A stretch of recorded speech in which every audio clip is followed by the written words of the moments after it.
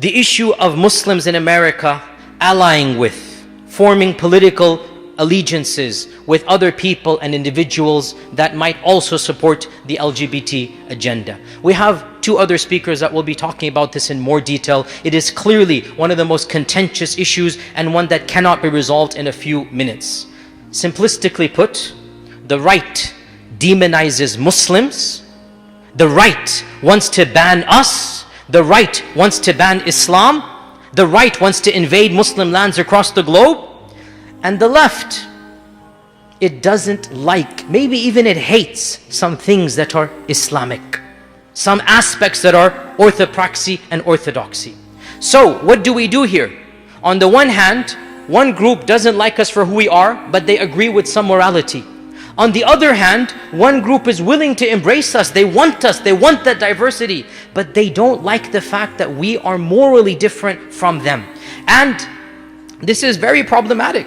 I mean, we're not going to mention any names here, but there are some very, very famous politicians running for president. No names mentioned here, but they are everything we want them to be. Pro-immigration, pro-health rights, anti-war, anti-imperialism, pro-Palestinian, anti-APAC. I mean, this is like a win after win. I mean, again, no names mentioned over here, but clearly there are some burning issues that we are talking about in the Muslim community. There are clearly lines in the sand that are clearly being drawn here, and no doubt these burning sand issues that we're talking about, some of these candidates, we really are happy at everything, unbelievable, except their stance on LGBT.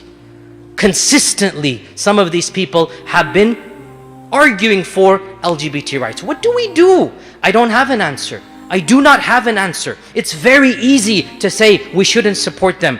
But then who else are we going to support? It's very easy to boycott and say form your own parties. But we Muslims in America are less than 1% of this country. What parties are we going to support? We're going to have to find coalitions. Those other coalitions, they're going to have views we disagree with. What do we do? I don't have an answer, but I do know one thing. Our community needs to become more mature and stop demonizing other members of our own community. There is no one right answer.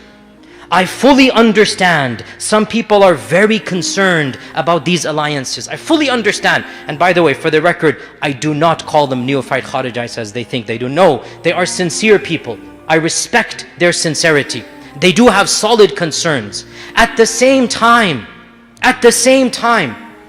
the other side is forming alliances that they think is for the betterment of the ummah, and they're getting some tangible results. When the presidential candidate invites a mainstream Muslim speaker to his campaign last night, that is clearly not just a symbolic victory, it is a massive victory for Islam in America. But that's not going to happen if those types of individuals have statements that will be problematic. It's a give and take. Even as you criticize some of those Muslim individuals, whether you like it or not, you are benefiting from their presence. You are benefiting from the fact that they have been given that platform. And it's very easy to criticize, but there is no easy alternative. All I'm saying, dear Muslims, start being more mature. This is not a matter of haram and halal. It's not a matter of aqeedah and kufr and iman. It's a matter of politics. And every one of us has to decide where we want to be, as long as the red line of moral theology is not crossed. As long as nobody comes and says